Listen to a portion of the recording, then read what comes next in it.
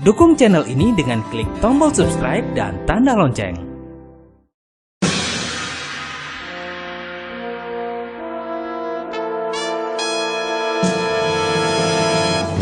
The Greatest Secret.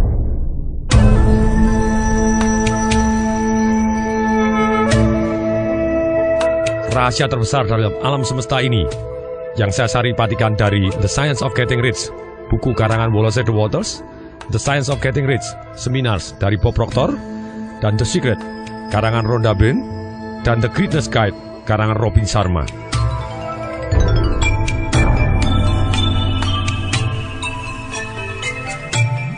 Banyak sekali orang dalam hidup ini ingin tahu sekali rahasia apa yang bisa membuat orang bisa menjadi sukses.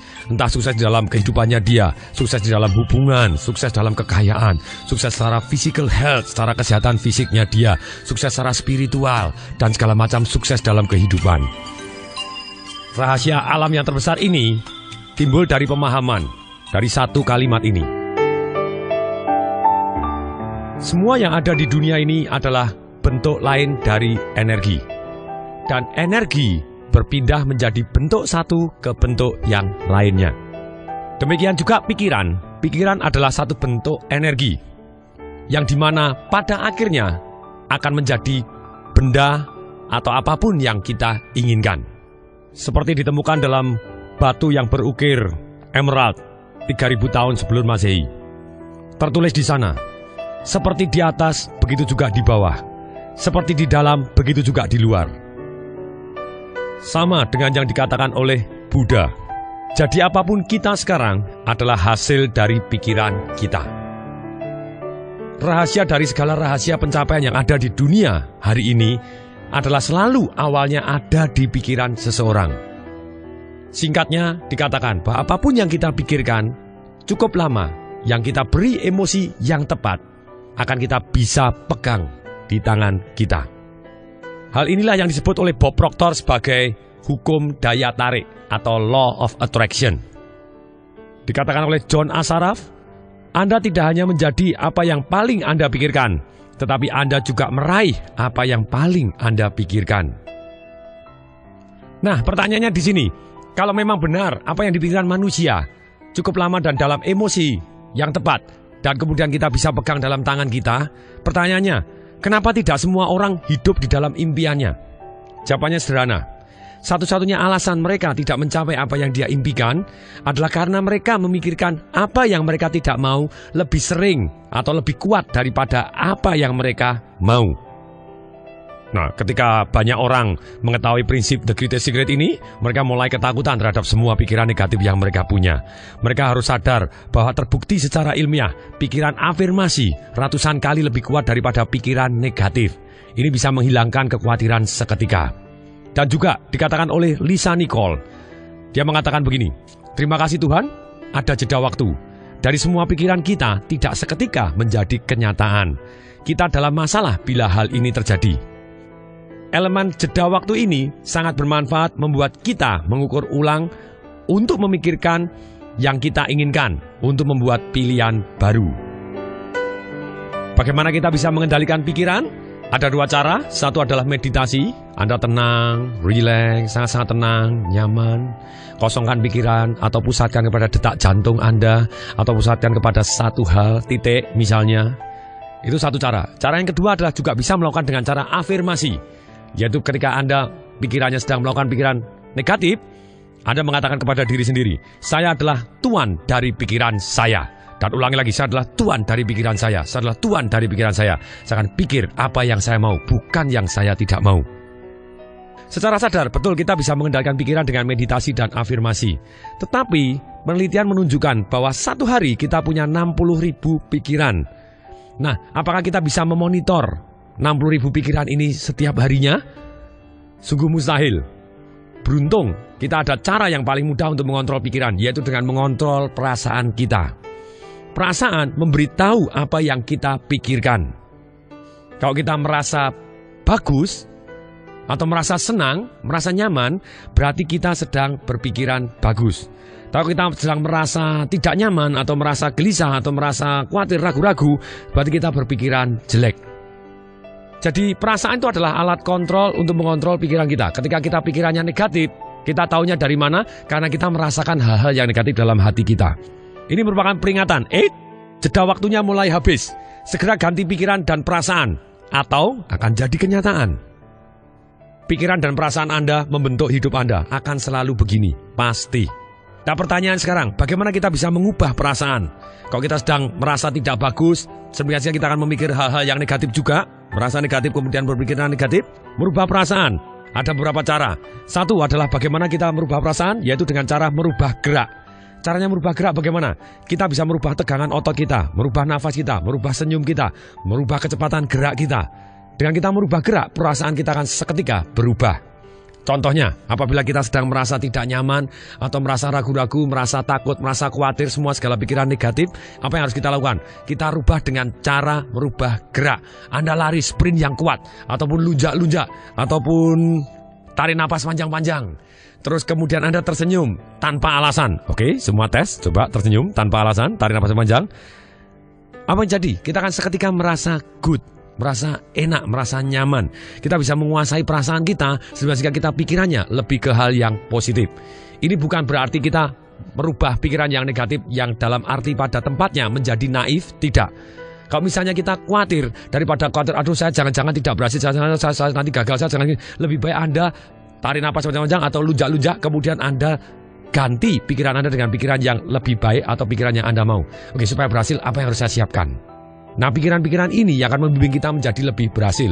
Bukan naif dalam arti, ya ini dalam kondisi bahaya, Anda ngomong tidak apa-apa, tidak apa, Anda bisa jadi kecelakaan sungguhan gitu ya. Tapi kita benar, oke, supaya lebih aman, apa yang harus saya lakukan? Oh, saya akan melakukan begini, saya akan cek dulu, akan begini. Nah, silakan. Jadi dalam hal ini, kita merubah gerak akan merubah perasaan. Yang kedua, untuk merubah perasaan yaitu kita bisa merubah fokus. Ini pakarnya adalah Anthony Robbins yang merubah fokus begini.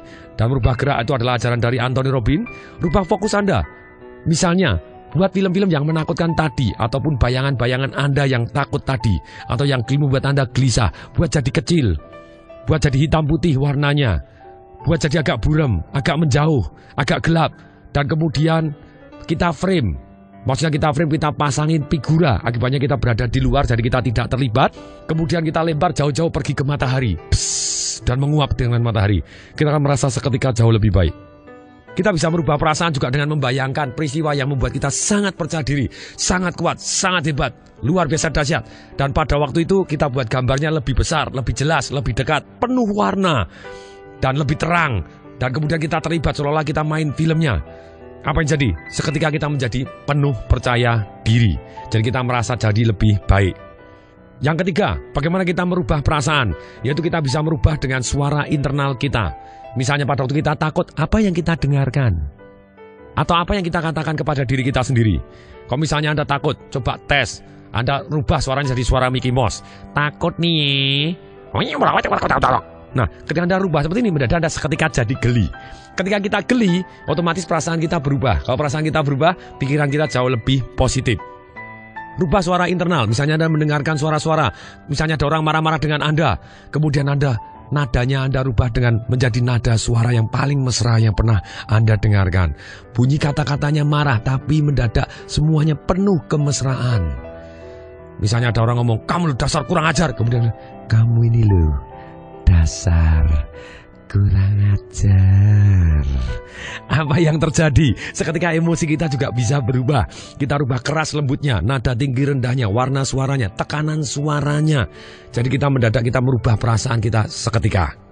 Yang keempat, merubah perasaan. Yaitu tadi, kalau suaranya dirubah. Yang keempat, kita merubah kata-katanya. Kita merubah pertanyaan.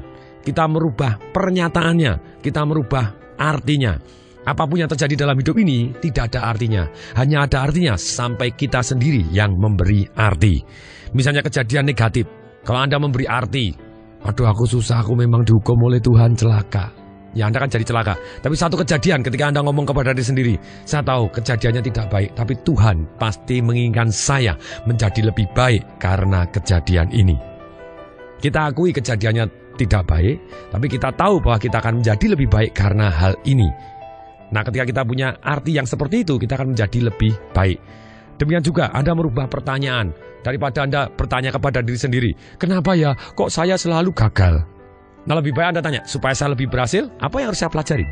Nah, ketika Anda merubah pertanyaan Anda akan jadi lebih baik. Demikian juga pernyataan, saya ini memang betul-betul orang gagal. Ya terjadilah Anda, perasaan Anda kan sangat-sangat negatif. Rubah pernyataan Anda, bukan saya ini adalah orang yang gagal. No, saya adalah orang yang dilahirkan pasti berhasil. Ini bukan gagal, ini adalah kesempatan saya untuk belajar. Tidak ada kata gagal, yang adanya sukses atau belajar. Ketika pernyataan ini kita ulangi-ulangi menjadi afirmasi yang di dalam hidup kita, yang membuat kita bisa mengendalikan emosi kita secepat kilat. Yang kelima, bagaimana merubah perasaan, yaitu dengan merubah situasi. Kita rubah pemandangannya, kita cari situasi baru, suhunya dirubah, lokasinya dirubah, suara eksternal, musik-musik yang kita dengarkan, kita rubah cahayanya, kita buat lebih terang. Warna-warna yang sebelah kita buat lebih penuh warna-warni. Kita kan suasananya langsung, emosi kita jauh lebih baik ketika kita suasananya lebih terang. Kemudian musik-musiknya juga nyaman. Kemudian suhunya juga nyaman untuk kita, pemandangannya indah. Nah ini, rubah situasi Anda akan berubah perasaannya juga. Yang keenam, bagaimana merubah perasaan? Yaitu dengan merubah input. Baca buku, buku-buku cerita lucu, humor. Donald Bebek juga boleh, ataupun self-help, buku-buku motivasi, atau buku Financial Revolution karangan Tung Desa Maringin, atau buku kepahlawanan, biografi orang sukses. Demikian juga film, kita lihat film-film humor, film-film motivasi, film-film yang menginspirasikan kita tentang kepahlawanan, film-film biografi orang sukses. Demikian juga dengarkan kaset motivasi, kaset humor juga boleh, kaset motivasi atau self-help atau kepemimpinan ataupun ceritanya, kaset yang membuat kita dapatkan inspirasi untuk jadi lebih baik boleh, kepahlawanan, cerita orang sukses. Rubah input Anda. Selain itu, rubah teman-teman Anda, rubah mentor Anda, pembimbing Anda. Cari pembimbing yang terbaik yang membuat Anda jadi semangat, sangat-sangat semangat, yang membuat kita jadi positif. Bahkan dikatakan oleh Robert Kiyosaki pada waktu itu, teman ini sangat penting. Pada waktu saya ikut seminarnya, dia ngomong begini, Robert Kiyosaki, jumlahkan 5 teman Anda. Kira-kira dia penghasilannya berapa sebulannya, kemudian dibagi 5, itulah penghasilan Anda.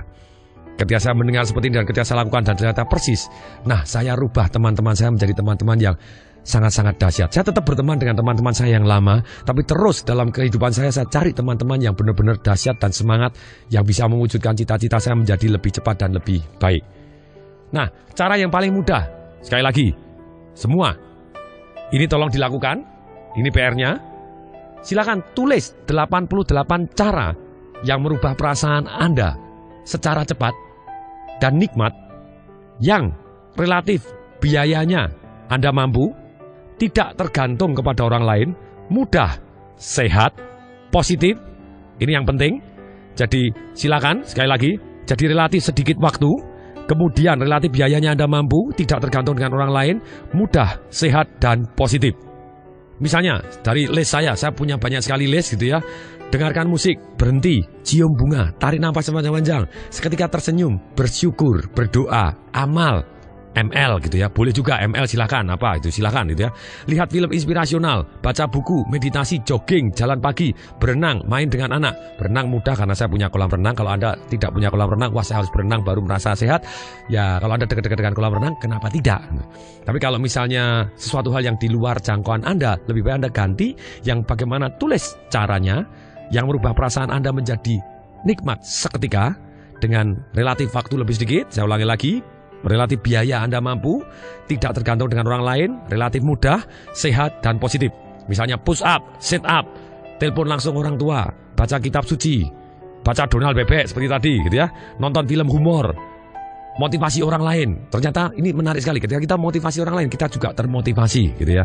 Atau Anda lunjak-lunjak seketika, biasanya itu yang saya lakukan ketika dalam kondisi saya butuh semangat merubah emosi saya yang negatif jadi positif. Saya lunjak-lunjak, go, yes. Kemudian saya bayangkan hal-hal yang positif yang pernah saya alami, bayangan saya buat lebih besar, lebih dekat, lebih terang, lebih nyata adanya, penuh warna yang saya sukai gitu ya. Dan kemudian saya menjadi satu, akibatnya apa terjadi? Saya seketika menjadi penuh percaya diri dan emosi saya jadi lebih baik. Hari ini langsung dikerjakan. Anda stop dengarkan CD ini, langsung kerjakan sekarang juga. Tolong tulis 88 cara untuk merubah perasaan Anda menjadi great, menjadi dahsyat, menjadi positif adanya. Hentikan CD ini dulu, kemudian Anda mulai. Ayo kerjakan, saya ikut sudah melihat Anda di sana. Ayo kerjakan. welcome back, selamat datang.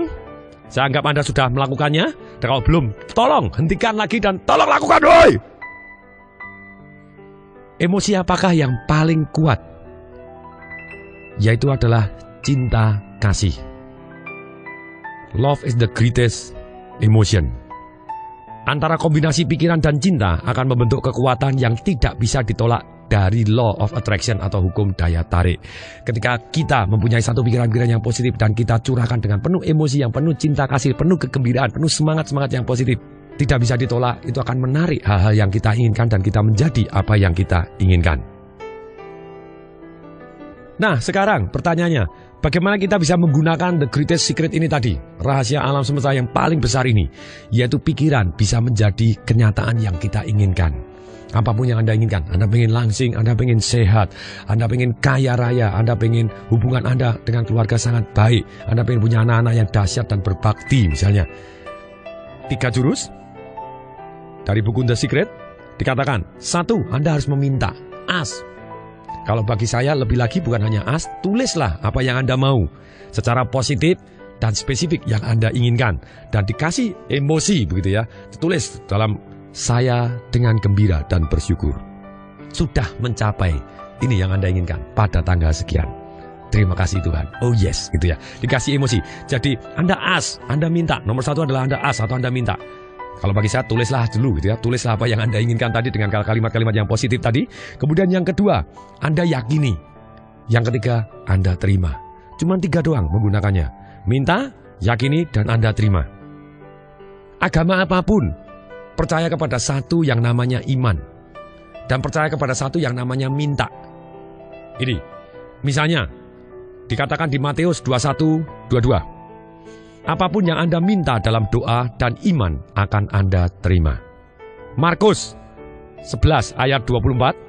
Apapun yang Anda inginkan ketika Anda doakan dan percaya bahwa Anda sudah menerima, maka akan Anda miliki. Di agama Islam juga ada yang namanya di Al-Mu'min 60. Mintalah kepadaku, niscaya akan kukabulkan. Kuncinya di sini mintalah. Kita sebagai anak Tuhan boleh kok meminta gitu ya. Kenapa tidak? Rahasia alam semesta yang dikuasakan, yang diceritakan juga oleh banyak agama sudah ribuan tahun yang lalu. Dari segala agama apapun mempercayai satu yang namanya mintalah maka kau akan diberikan. Ini jadi nomor 1, mintalah. Kemudian yang kedua, believe, kita yakini. Bagaimana caranya meyakini? Yaitu kembali lagi, lihat hal-hal yang Anda inginkan sudah menjadi milik Anda. Dan yakin bahwa hal-hal tersebut akan datang waktu Anda perlu. Dan biarkan mereka datang. Jangan takut dan khawatir. Jangan pikirkan kekurangan Anda. Pikirkan dan fokus. Yakinlah bahwa hal-hal yang Anda inginkan sudah menjadi milik Anda. Kuncinya sudah menjadi milik Anda. Ini jadi kalau kita yakin, kita melihat, sudah melihat terlebih dahulu. Kalau ada orang tanya lagi, terus kalau sudah melihat caranya gimana? Dikatakan oleh Bob Proctor, Anda tidak tahu bagaimana. Yang Anda inginkan akan muncul. Anda akan menarik jalannya. Kalau saya pribadi, saya tambahkan, bagaimana Anda tahu cara yang lebih cepat dan paling masuk akal? Betul, Anda cari orang yang sudah berhasil mencapai apa yang Anda impikan. Anda kerjasama dan belajar dari beliaunya, kemungkinan berhasilnya akan jauh lebih cepat daripada hanya sekedar kita menunggu. Kita boleh aktif gitu ya. Nah, ini juga rahasia yang ketiga tadi. Bagaimana kita menggunakan the greatest secret.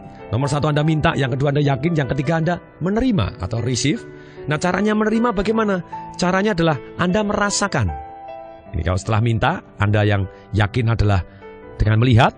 Kalau menerima itu berarti kita merasakan. Kita dengan emosi kita rasakan betapa nikmatnya. Rasakan seperti ketika kita sudah menerimanya.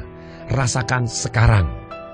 Jadi kunci sebetulnya ini dijelaskan dalam satu kata dari semua agama, yaitu namanya iman. Kalau kita yakin, faith, penuh iman. Dan iman ini diwujudkan dalam tindakan. Maksudnya tindakan apa? Jadi kita bertindak seolah-olah sedang menerimanya. Tindakan yang terinspirasi atau tindakan yang penuh iman ini, kita dalam hidup ini tindakan kita akan mengalir seperti kita mendayung searah dengan arus. Tapi kalau kita belum punya iman atau kita belum yakin sepenuh hati kita, apa yang jadi? Kita akan berjuang seolah struggle, penuh kesusahan, mendayung melawan arus. Nah, cerita yang terbaik ini ada beberapa cerita yang bisa saya ceritakan di sini. Tindakan yang terinspirasi bahwa dia dianggap sudah menerima dengan penuh perasaan ini. Ada satu cerita tentang satu pemuka agama, daerahnya begitu tandusnya. Dan karena begitu tandusnya, kemudian pemuka agama ini mengundang umatnya dan ngomong kepada umatnya. Seperti di ayat-ayat kitab suci kita, bahwa apapun yang kita minta dengan doa dengan penuh keyakinan dan kita bayangkan sudah menerimanya, kita akan menerimanya. Untuk itu please, karena kegersangan yang luar biasa tidak tertahankan ini, please mulai hari ini semua orang berdoa. Minggu depan pada waktu hari kebaktian atau hari ibadat yang bersama, silakan datang dan kita yakin bahwa pada hari itu kita akan ada hujan yang begitu derasnya dari Tuhan yang kita muliakan. Semua ya, semua janji ya, semua janji doa dengan penuh kesungguh-sungguhan, benar-benar penuh kesungguhan dan penuh keyakinan. Setuju semua. Genap 1 minggu, ketika para umatnya datang semua, pemuka agama ini tanya. Dan ternyata hari itu tidak hujan. Kemudian pemuka agama ini tanya, oke, siapa yang sudah berdoa setiap hari? Saya semua. Betul, sungguh. Siapa yang sudah yakin sepenuh hati bahwa hari ini akan hujan? Dan Anda doa, Anda bayangkan sudah hujan. Saya. Pemuka agamanya ngomong. Omong kosong. Kalau semua sudah yakin bahwa hari ini hujan, dan Anda yakin pasti hujan, dan Anda berdoa dengan sesungguh hati bahwa Anda hari ini pasti hujan, kenapa kok kalian tidak bawa payung? Aha, ini yang terjadi. Jadi kalau kita inginkan sesuatu hal, dan kita sudah, istilah saya adalah tulis, dan kemudian kita yakini, kita lihat, kita bayangkan, dan kemudian selain kita bayangkan, tindakan kita harus mengarah ke sana. Anda pengen rumah mewah, ya Anda jalan-jalan lihat-lihat rumah mewah. Boleh juga nih rumahnya. Dan kemudian bisa jadi Anda foto, Anda tempelkan, dan Anda imani, dan Anda kasih rasa, wah kalau saya melihat foto ini, yes, terima kasih Tuhan, yes, dan kasih perasaan seperti itu, emosi, wah nikmatnya luar biasa. Demikian juga kalau rekening Anda, angkanya berapa, silakan tulis, entah 10 miliar, 100 miliar, 200 miliar, saya tak tahu gitu ya, silakan ukur Anda sendiri. Dan Anda tulis dan Anda lihat dan kemudian rasakan yes, terima kasih dan yes, kasih emosi. Nah kemudian ini tindakan-tindakan kita yang terinspirasi bahwa kita sudah menerima, itu akan menimbulkan satu perasaan yang certain atau nyaman, pasti, dan hidup kita mendadak mengalir ke arah yang kita inginkan. Diberikan contoh oleh pengarang buku The Secret, Ibu Rhonda. Ibu Rhonda menceritakan bahwa adiknya kepingin sekali pindah ke Amerika dari Australia. Prakteknya tidak pindah. Kenapa? Karena dia tidak menggunakan hukum alam yang sangat-sangat luar biasa ini. Kemudian ketika adik Ibu Rhonda ini sudah tahu persis cara menggunakan, yaitu tindakannya harus terinspirasi bahwa tindakannya bahwa seolah-olah dia pasti pindah. Apa yang dilakukan? Dia langsung memutuskan membership, keanggotaan fitness centernya dia di sana, dan kemudian dia sudah ngepak-ngepak barangnya. Dia belum tahu mau pindah kemana, tinggal di mana, pokoknya mana urus. Dia sudah ngepak-ngepak semuanya. Dia sudah ngurus visanya, segala macam sudah diurus. Apa yang jadi? Hanya dalam waktu 2 bulan dia sudah pindah. Itu yang namanya tindakan yang diimani. Diimani apa? Diimani bahwa Anda seolah-olah sudah. Dikatakan oleh Dr. Martin Luther King Jr., ambil langkah pertama dalam iman dan keyakinan. Anda tidak perlu melihat semua anak tangga. Just take the first step. Hanya ambil langkah yang pertama. Ini kuncinya. Jadi kita terus dengan langkah yang pertama ini, kita imanin, mendadak yang kita inginkan jadi kenyataan. Kemudian kalau kita lihat betapa mudahnya dan kita rasakan, kita dengar bahwa betapa mudahnya kita mendapatkan yang kita inginkan, sekarang ada satu pertanyaan yang seringkali mengusik orang. Pertanyaan penting ini adalah, setelah itu berapa lama kita akan mencapai apa yang kita inginkan? Oke, kita inginkan cinta kasih, pasangan yang ideal, mobil, uang yang kita inginkan, kesehatan yang kita inginkan. Kapan? Kapan bisa dapatnya? Dikatakan oleh Dr. Joe Vitale, saya tidak punya buku aturan yang menyatakan akan tercapai dalam 30 menit, 3 hari, atau 30 hari. Ini adalah bagaimana Anda bersatu dengan alam semesta itu sendiri. Nah, kuncinya di sini, untuk mempercepat proses, kita harus menyatu dengan alam semesta itu sendiri. Maksudnya menyatu alam semesta itu sendiri, ada 3 hal yang saya bisa catat. Satu adalah kita bersyukur. Karena dengan bersyukur, dikatakan oleh Wallace de Wattles, pengarang buku The Science of Getting Rich yang dikarang tahun 1903 gitu ya, sudah 100 tahun lebih. Dikatakan, jika Anda baru mengetahui bahwa perasaan syukur membawa seluruh pikiran Anda lebih selaras dengan energi-energi kreatif dari alam semesta, renungkanlah dengan baik. Anda akan memahami hal-hal itu memang benar adanya. Secara iman bahwa kalau suatu hal yang kita syukuri, kalau kita bersyukur, berarti kita akan terima kasih kepada Tuhan, itu dekat sekali dengan Tuhan. Dan Tuhan yang segala macam kelimpahannya akan melimpahi kita karena kita bersyukur dan kita dekat sekali dengan Tuhan. Dikatakan oleh Marcy Simov, syukur adalah jalan yang mutlak untuk mendatangkan lebih banyak kebaikan ke dalam hidup Anda. Sedangkan kata-kata dari Dr. John DeMartini, saya ketemu beliaunya sendiri pada waktu di Singapura, dikatakan, apapun yang kita pikirkan dan syukuri, kita akan mendapatkannya lagi. Atau pakar relationship yang namanya Dr. John Gray, gitu, yang pengarang buku Men Are From Mars, Women From Venus, dia cerita, wahai wanita, gitu ya, kalau Anda kepingin suami Anda baik dengan Anda, temukan hal-hal pada waktu dia baik, ucapkan terima kasih loh, hari ini kamu baik sekali. Apa yang jadi? Suami Anda atau pasangan Anda akan terus berusaha melakukan hal-hal itu lagi dan lagi dan lagi. Nah, ketika Anda terima kasih dan bersyukur terhadap hal-hal yang kita inginkan, bahwa itu dianggap kita sudah terjadi, akan terjadi lagi. Amin. Amin. Nah, PR berikutnya. Kalau PR yang pertama, Anda harus menulis 88 cara untuk merubah perasaan Anda langsung menjadi nyaman, langsung positif dengan cara yang sangat mudah. Sekarang PR yang kedua adalah Anda setiap bangun tidur, Anda sebelum buka mata, Anda harus tersenyum, kemudian tarik nafas panjang sambil ngolet dan katakan, terima kasih Tuhan. Oh yes. Jadi saya ulangi, jadi pada waktu bangun tidur pertama kali sebelum buka mata, kalau sudah terlanjur ya nggak apa-apa, begitu ya. Langsung tersenyum lebar-lebar, ini gerakan fisik kita, merubah gerak, langsung emosi kita berubah. Kemudian kita tarik nafas panjang-panjang sambil ngolet, tangannya ke atas, tarik pegang-pegang. Sampai tetap tersenyum, katakan, terima kasih Tuhan. Oh yes. Kemudian Anda baru buka mata, Anda berlakukan 2 kali, 10 kali. Semakin sering, semakin banyak, Anda akan semakin merasa bersyukur dan sangat-sangat nikmat. Dan silakan lakukan. Ini inspirasi dari James Ray, gitu ya, pengarang buku yang top juga. Dia mengatakan bahwa setiap pagi dia bangun, dia berucapkan terima kasih. Ketika kaki menyentuh lantai, dia bilang, terima kasih Tuhan, terima kasih Tuhan, terima kasih. Kemudian pada waktu itu dia mulai memikirkan apa-apa yang saya syukuri, yang dia syukuri, gitu ya. Kemudian sambil menyikat gigi dan melakukan hal-hal yang biasa dilakukan setiap pagi hari.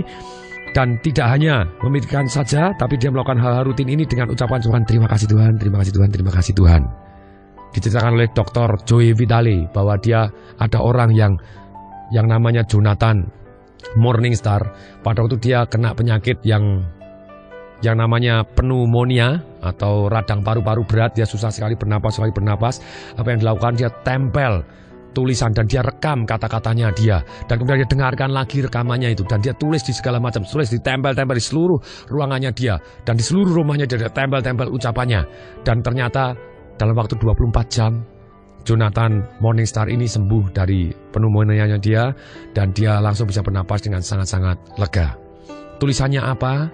Tulisannya ini, terima kasih Tuhan atas segala berkat-Mu yang sedang saya terima ini. Sekali lagi Tuhan, terima kasih Tuhan atas segala berkat-Mu yang sudah saya terima dan yang sedang saya terima ini. Sungguh luar biasa. Kalau diimani, semua baik adanya. Nah, PR ketiga sekarang. Setelah PR ketiga, yaitu Anda tulis apa yang Anda syukuri, apapun. Silakan tulis. Minimal 50 hal yang Anda bisa syukuri dalam hidup ini. Apa? Silakan. Terima kasih Tuhan, saya masih bisa bernapas. Terima kasih Tuhan, saya masih bisa melihat dengan jelas. Terima kasih Tuhan, saya masih punya keluarga yang begitu indahnya. Terima kasih Tuhan, saya masih bisa makan. Terima kasih Tuhan, saya masih bisa berdiri. Terima kasih Tuhan, saya masih bisa berjalan. Terima kasih Tuhan, saya punya anak-anak yang begitu indah dan luar biasa. Terima kasih Tuhan, buku saya laris. Apapun silakan Anda yang Anda syukuri. Pasti ada. Pasti ada. Nah, 3 jurus untuk mempercepat proses tadi supaya kita dengan alam semesta ini align menjadi satu. Kalau nomor 1 adalah bersyukur, yang nomor 2 adalah visualisasi. Setiap orang melakukan visualisasi terlepas dari apakah ia mengetahuinya atau tidak. Visualisasi adalah rahasia terbesar dari kesuksesan. Dan visualisasi ini resepnya Anda berikan emosi. Sekali lagi, kalau Anda susah memvisualisasi karena mungkin Anda bukan tipe penglihatan atau Anda bisa jadi tipe pendengaran atau perasaan, tempel gambar yang Anda inginkan. Dan waktu Anda tempel gambar yang Anda inginkan, tiap pagi Anda lihat dan kasih emosi.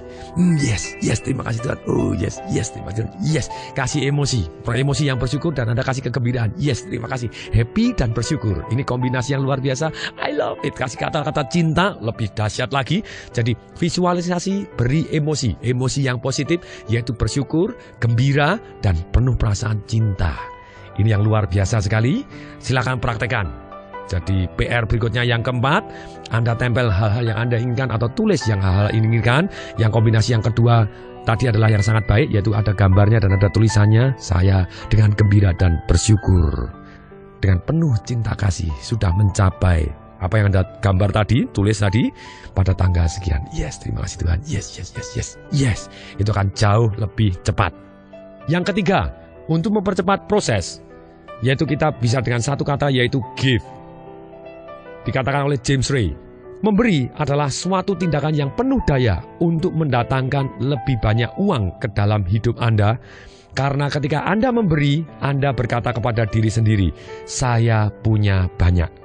Hidup itu seharusnya berkelimpahan dalam semua bidang kehidupan. Nah, PR kelima, mulailah kita memberi.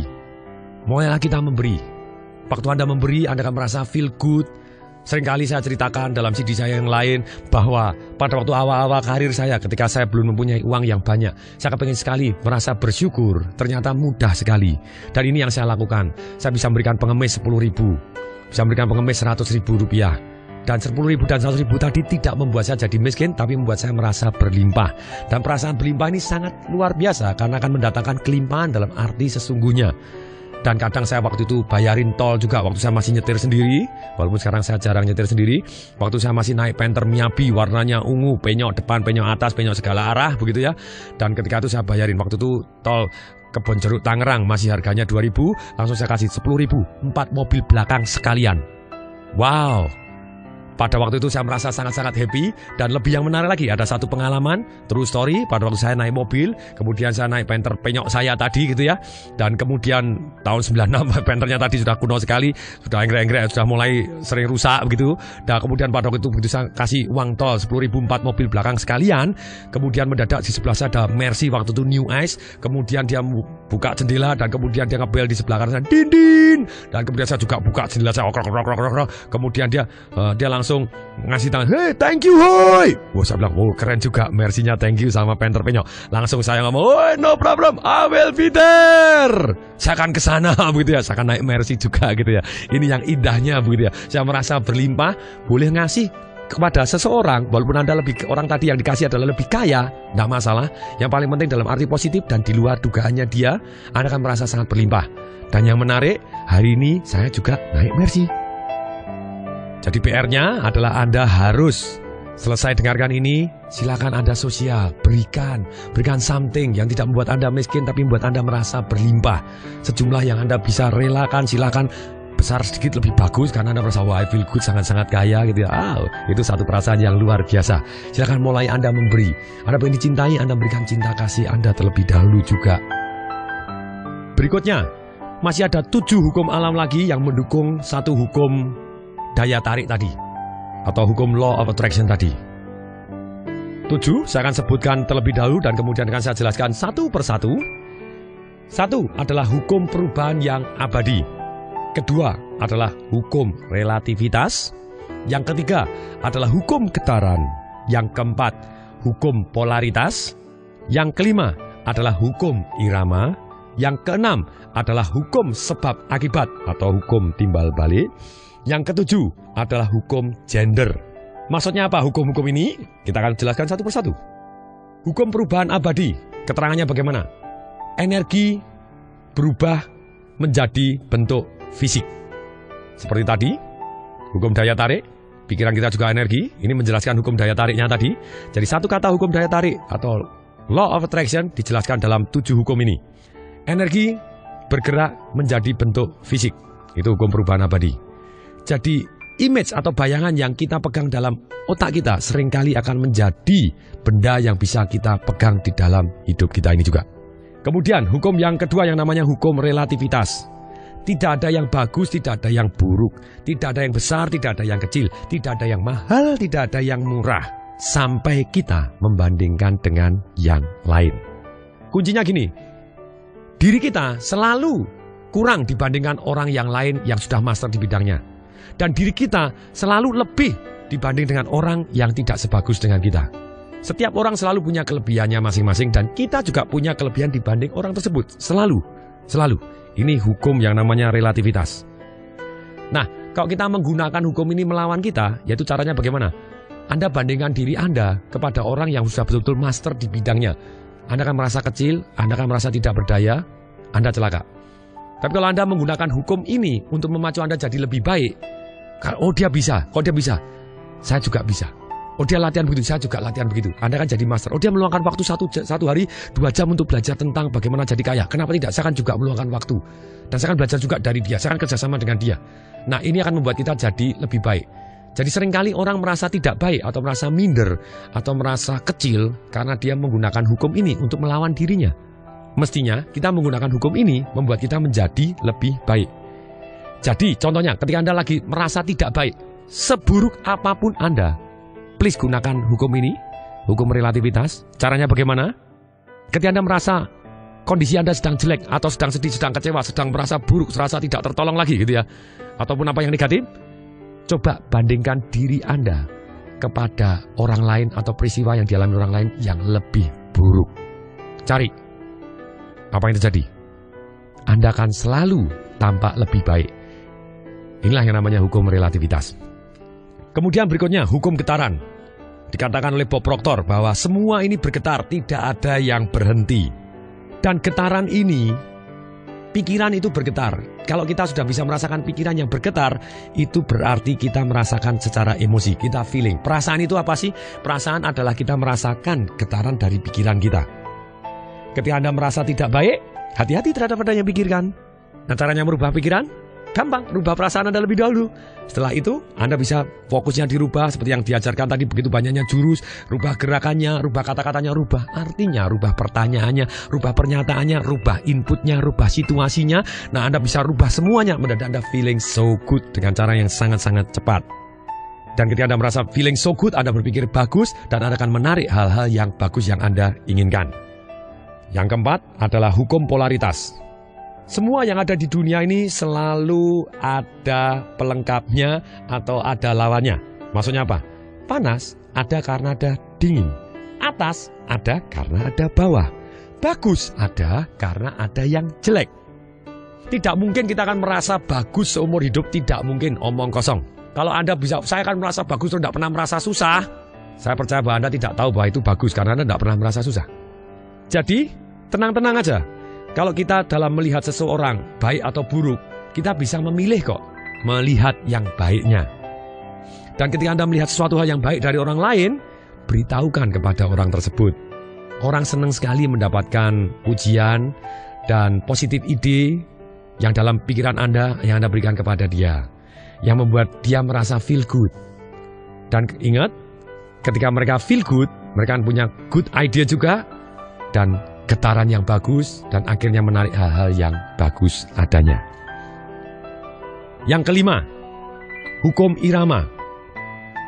Alam semesta selalu ada irama.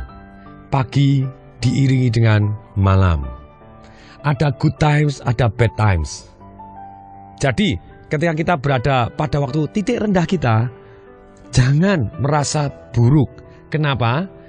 Lebih baik kita merasa baik. Kenapa? Karena kita tahu pasti akan naik lagi. Itu yang namanya irama. Selalu yakinlah bahwa waktu-waktu baik pasti akan datang. Nah, salah satu kuncinya yang saya tambahkan, irama ini kita bisa mempunyai irama yang lain. Bukan naik turun pasti hebat langsung jadi miskin. No, miskin nanti jadi kaya. Yes, pasti gitu ya. Tapi kalau kita ngomong ya pada suatu waktu income kita akan berkurang tapi naik. Tapi kita mulai dengan level yang berbeda. Istilahnya gelombang. Gelombang itu yang kita yakini bahwa gelombang kita adalah berbeda dengan langsung kaya terus langsung miskin. No, itu takdirnya orang lain. Nah, takdir kita bisa membuat gelombang kita bahwa kita kaya, oke penghasilannya besar, kemudian agak menurun tapi tetap besar atau besar sekali, kemudian besar sekali, jadi gelombangnya begitu juga boleh. Jadi kita maintain, saya antara gembira, ya mungkin satu waktu sedih tapi sedihnya cuma sebentar untuk bisa merasakan kegembiraan yang luar biasa. Mungkin saya bad mood tapi tenang aja, sebentar aja saya bisa rubah, membuat saya moodnya jadi bagus sekali karena saya sudah tahu caranya. Jadi dengan demikian kita memilih gelombang di frekuensi yang berbeda. Dengan gelombang yang frekuensi yang berbeda ini, kita bisa tenang bahwa kita tidak perlu kok setelah kita kaya langsung jadi miskin sekali. No, kita bisa kaya kemudian ya tetap kaya tapi tidak terus penghasilannya besar sekali tapi besar tapi kemudian besar sekali, bolehlah gitu ya. Inilah yang jadi keyakinan saya. Berikutnya yang keenam adalah hukum sebab akibat. Apapun yang kita kirim, kita akan mendapatkan hasil. Atau hukum timbal balik. Ketika kita baik kepada orang lain, tanpa sadar orang baik kepada kita. Kuncinya, betul ada hukum jeda. Pada waktu kita berbuat baik atau memberikan satu kebaikan, memberi nilai tambah, mungkin tidak seketika kita menerima manfaatnya atau menerima timbal baliknya. Tapi kalau kita berbuat negatif, biasanya langsung seketika atau dalam waktu yang sangat cepat itu kita timbal baliknya. Nah, kuncinya apabila ada orang lain baik kepada kita, secepat mungkin kita berikan positif feedback kepada dia, kebaikannya dia kita kirim balik dan kita mengirim kebaikan kepada dia. Sehingga dia mengirim kebaikan kepada kita, langsung saling memberikan kebaikan, jadi kita tumbuh bersama. Tetapi ketika ada suatu hal yang negatif, ada orang mengirim negatif hal kepada kita, kita step aside, tidak perlu dibalas, kita menghindar atau kita cuek, kita tenang saja. Jadi biarkan badai berlalu. Hukum timbal balik ini ada statistiknya. Itu Robert Cialdini menyatakan begini. Ketika orang berbuat baik kepada kita terlebih dahulu, tanpa sadar kita merasa bahwa kita harus berbuat baik kepada orang tersebut. Dia memberi contoh. Ketika ada orang minta sumbangan. Permisi Pak, kami dari Pramuka, kami mau cari sumbangan untuk anak-anak yatim piatu. Silahkan dibaca Pak. Anda boleh beli stikernya yang harganya 100.000, 10.000 ataupun yang 5.000. Silahkan dibaca. Caranya begini, yang satu pakai hukum timbal balik. Apa yang dilakukan? Pramukanya datang ini. Permisi Pak, kami dari Pramuka, kami mau cari sumbangan Pak. Bapak boleh silakan baca terlebih dahulu. Ini Bapak boleh pilih nanti nyumbang stikernya yang 100.000, 10.000 ataupun yang 5.000. Kemudian pramukanya ini, begitu orangnya yang dimintain sumbangan baru baca, sebentar ya Pak, silakan dibaca terlebih dahulu, saya akan keluar sebentar. Waktu dia keluar, dia beli teh botol. Ketika dia beli teh botol, dia ngomong, Pak, kemudian saya tadi haus, jadi ini saya beli teh botol sekaligus Bapak juga saya belikan. Dia ngomong, saya belikan. Silakan diminum lebih dahulu Pak. Begitu dia minum teh botolnya, glek glek glek, dan kita minum glek glek glek. Apa yang terjadi? Statistik berbicara, sumbangannya naik 3 kali lipat. Jadi, wahai para pengusaha, wahai para buruh, wahai para karyawan, wahai para bisnismen, sama dalam hidup ini kita timbal balik. Kalau kita bisa memastikan bahwa orang lain win terlebih dahulu, menang terlebih dahulu, kita berikan nilai tambah kepada mereka. Selalu mulai dari diri kita tidak bisa menunggu. Kalau karyawan, ya bosnya harus baik dulu, gajinya naik baru saya kerja keras. No, kita berikan yang nilai tambah untuk bos kita, baru kita jadi dahsyat. Demikian juga seorang bos, kita tidak perlu nunggu karyawannya dahsyat dulu, tidak. Tapi kita bisa. Anda kalau mencapai begini, Anda tak kasih komisi seperti ini. Dengan hukum timbal balik ini, orang akan sukses luar biasa. Yang ketujuh adalah hukum gender. Maksudnya apa hukum gender? Di dalam alam semesta ini ada pasangan-pasangannya. Dan pasangan-pasangan ini seperti laki dan perempuan. Seperti dalam mineral pun juga ada sifat-sifat yang seperti itu tadi. Tumbuhan juga sama. Ada istilahnya kalau dalam dunia binatang, yaitu adalah perbedaan jenis kelamin yang namanya seks. Maksudnya apa hukum gender ini? Inilah timbulnya antara pertemuan antara istilahnya laki dengan perempuan atau beda kelamin ini atau beda jenis ini yang akan membuat istilahnya hal-hal baru dalam hidup. Hanya hal baru dalam hukum gender ini selalu ada yang namanya incubation period. Maksudnya apa? Masa-masa inkubasi ini adalah ide, adalah spiritual. Seperti tumbuhan yang kita tanam adalah bibit. Dia akan merubah bentuk menjadi physical result. tetap membutuhkan waktu. Jadi goal kita yang kita bayangkan dan kita kasih emosi dan kita genggam tadi dan kita syukuri dan kita bayangkan emosi dan kita mulai memberi lebih dahulu, itu akan menjadi kenyataan ketika waktunya tepat. Dan yakinlah pasti akan terjadi. Demikian, semoga bermanfaat. Saya Tung Desem Waringin mengucapkan salam dahsyat.